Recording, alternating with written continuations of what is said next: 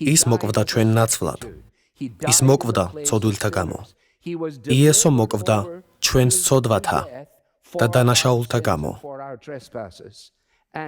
და აღდგა მკვდრეთით ჩვენ და გამართლებად, რათა ღვთის წინაშე წარუმდგარიყავით, არა ჩვენი რელიგიური თვალთმაქცობით შემოსილნი, არამედ უფალი იესოს სიმართლით მოსილნი.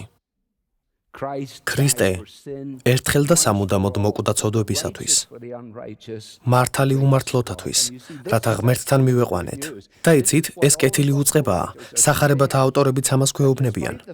მიუხედავად იმისა, რომ ჩვენ არ გვაქვს უნარი ღვთის შეცნობისა და სიყვარულისა, ღმერთი მოვიდა ჩვენს მოსაძებნად, რათა გამოვესყიდეთ. ახალი სიცოცხლე მოეცა ჩვენთვის. ვექციეთ ისეთ პიროვნებებად, როგორებიც სურს, რომ ვიყოთ. ღვთის სიყვარულია ის ნაწილი, ასე ვთქვათ, რაც მრავალ ჩვენგან საკლია. რატომღაც მივიჩნიეთ, რომ ღმერთი უარ გვყოფს, რომ ღმერთს არ მოვწონვართ, რომ ღმერთი არ გვიცნობს. ეს კი ასე არ არის, ღმერთი გვეძებს. ის გვიცნობს, მან თავისი ძე წარმოგზავნა ჩვენს დასახსნელად და როცა იესო კვდებოდა ჯვარზე, მან წამოიძახა, აღსრულდა. ამით კი თქვა, რომ საბოლოოდ აღვასრულე ის, რაც შენ მთხოვე, მამაო, და მე ეს ამ ადამიანებისთვის მოვიმოქმედე.